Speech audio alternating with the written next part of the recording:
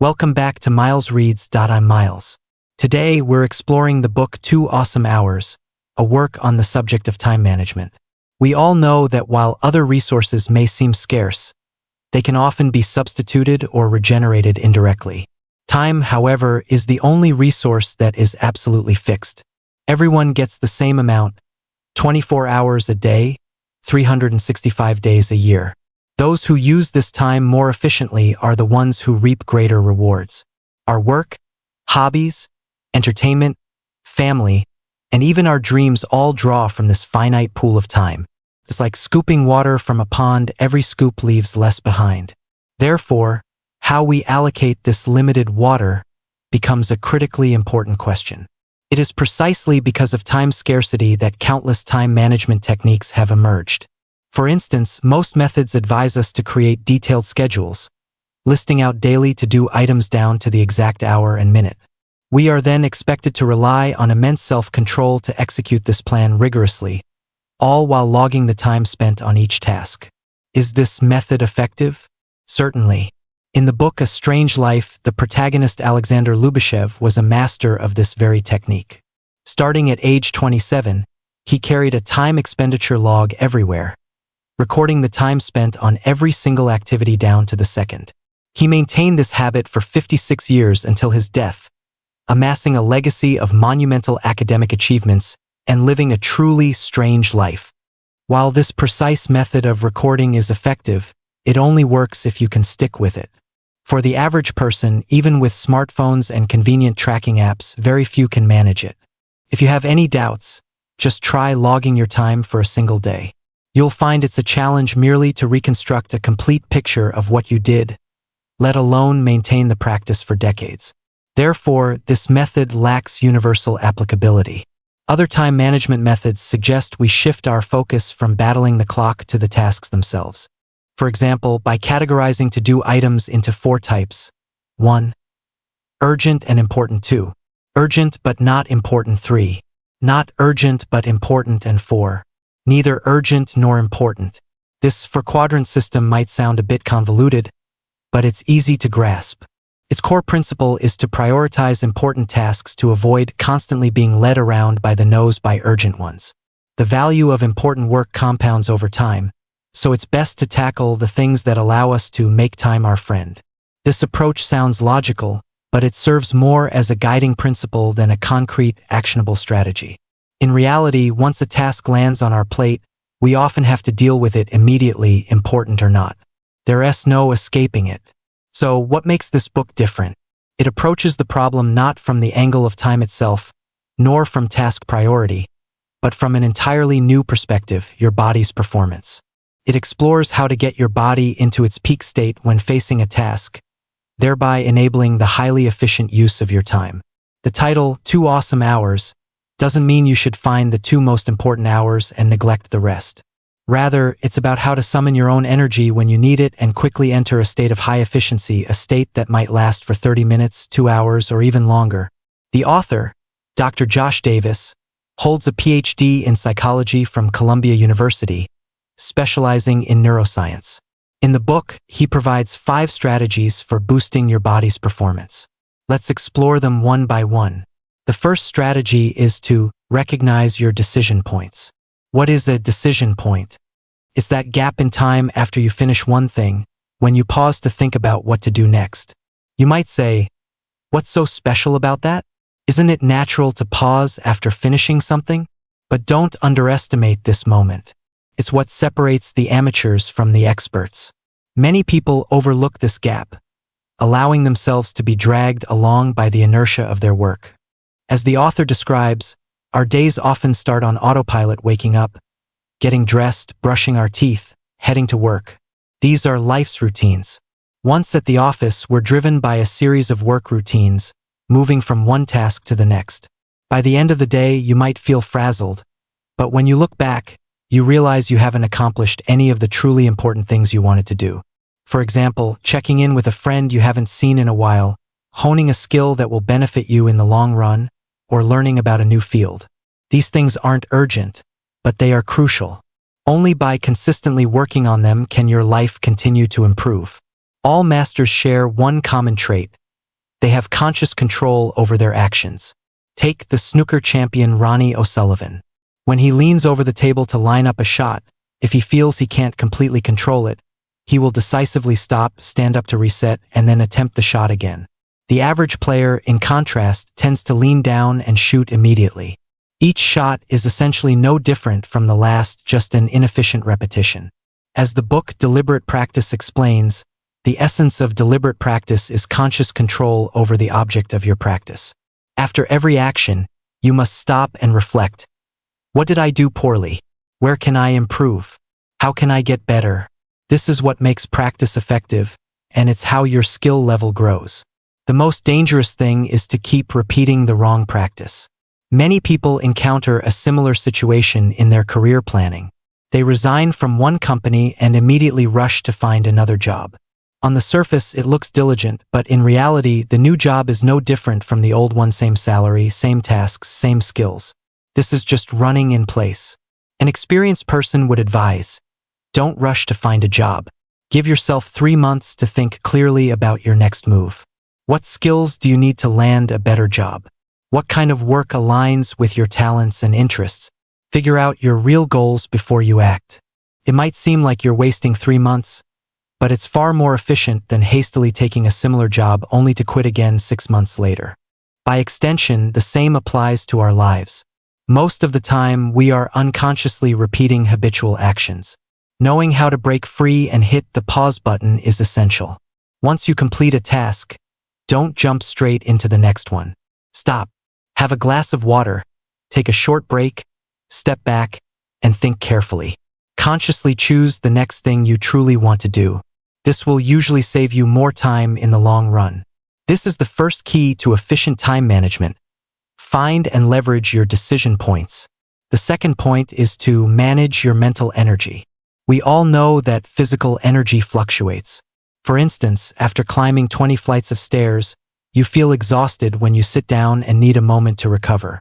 In fact, mental energy fluctuates just like physical energy, though we don't notice it as easily. This is mainly because the signs of mental depletion aren't as obvious as physical exhaustion. When you're physically tired, you sweat, your heart races, and your limbs feel weak, all clear signals from your body.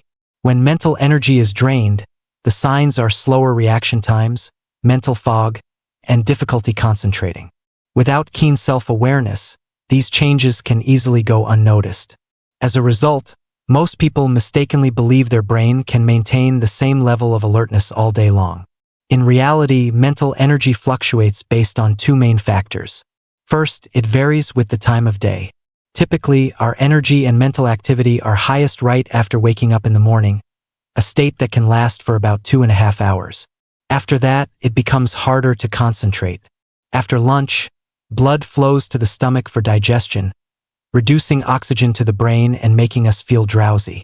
A short nap of 10 to 20 minutes can restore our energy for another 2.5-hour burst of vitality.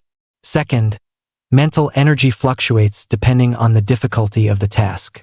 For example, if you've just poured all your effort into writing a proposal and immediately try to tackle another brain-intensive task like memorizing a passage, you'll find it incredibly difficult.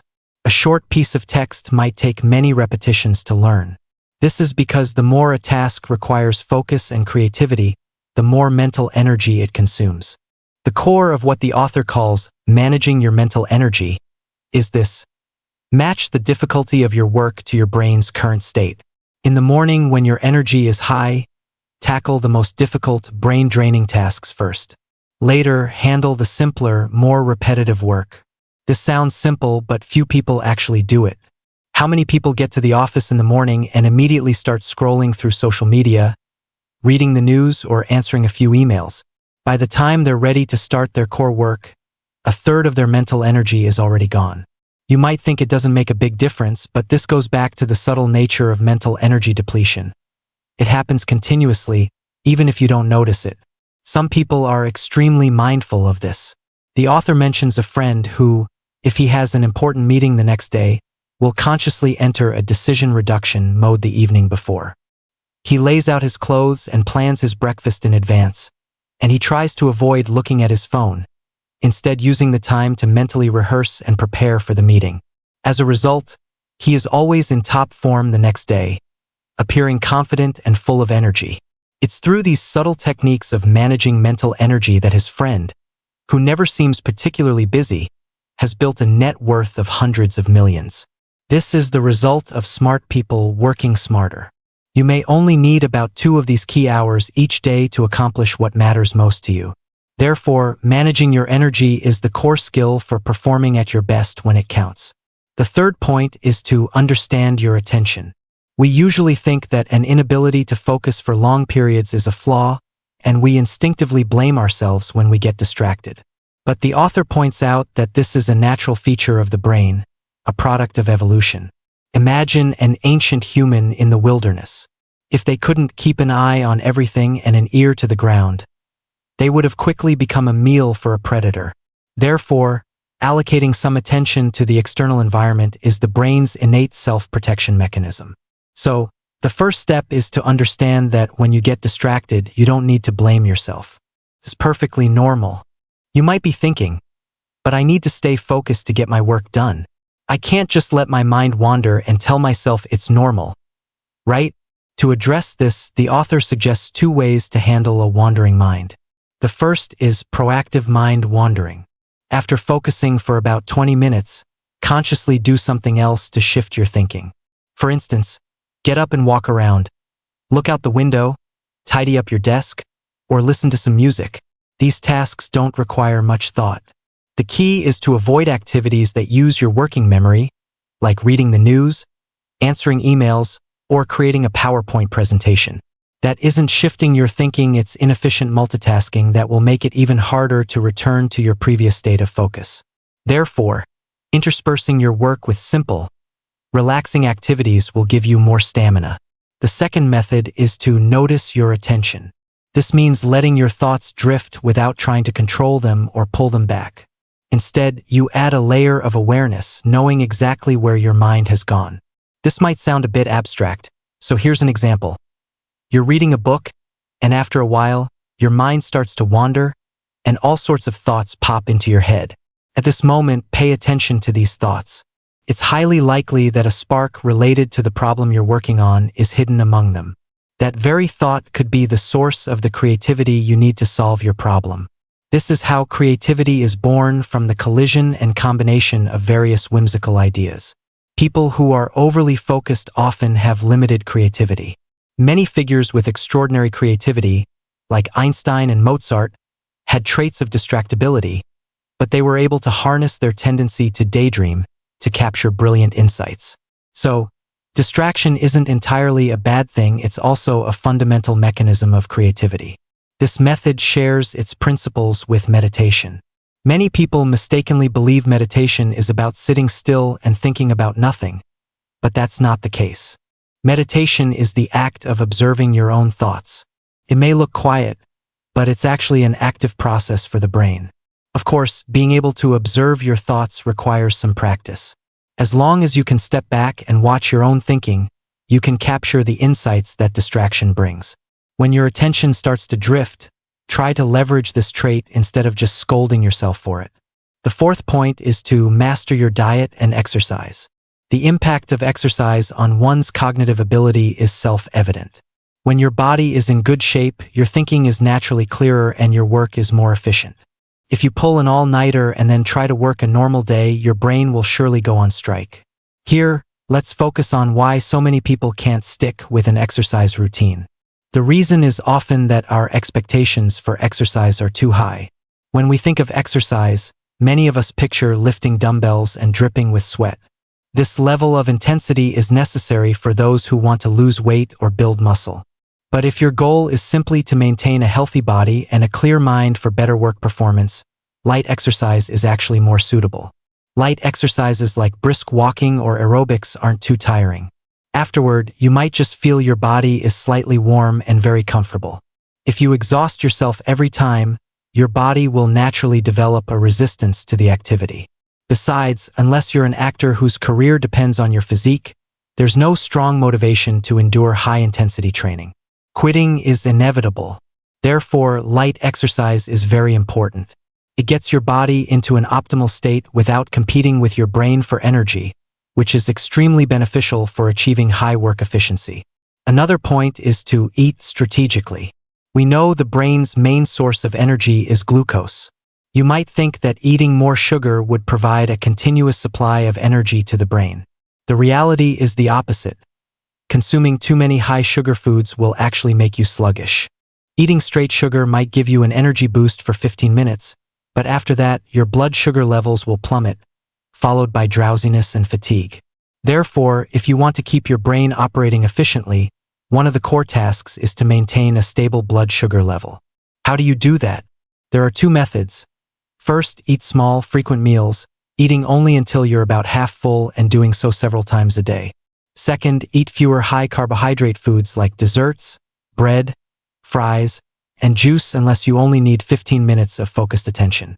You might think you already know all this about exercise and diet and that it's nothing new.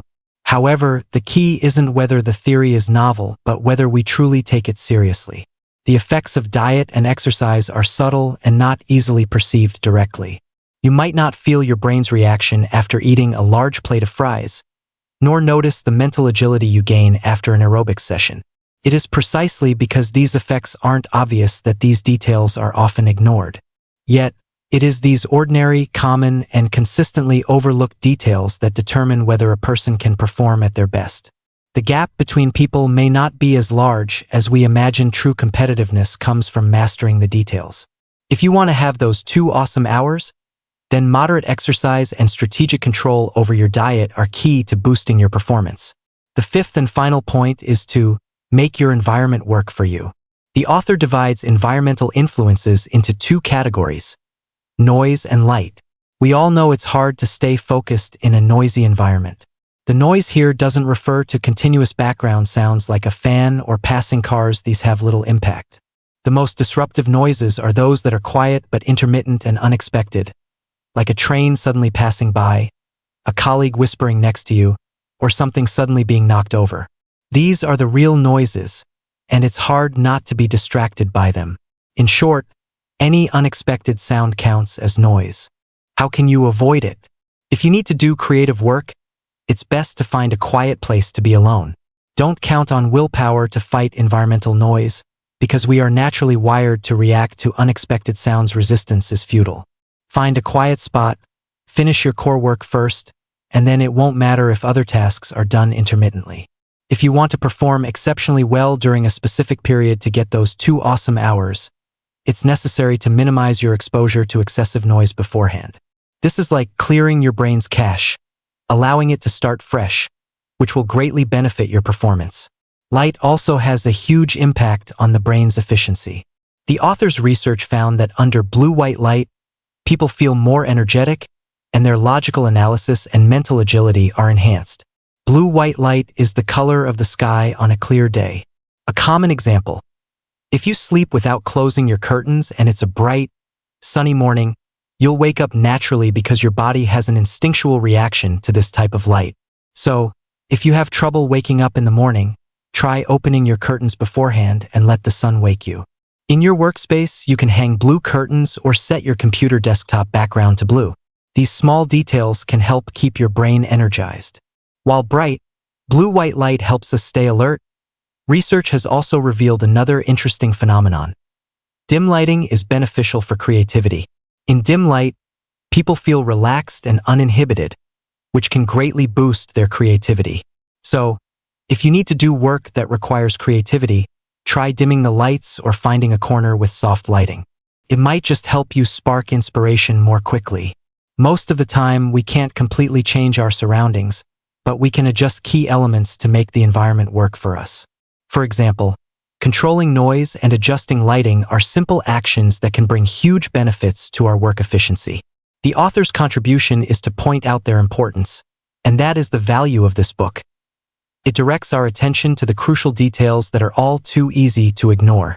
Finally, let's summarize the 5 recommendations from 2 Awesome Hours that can help us reach our peak state when we need it.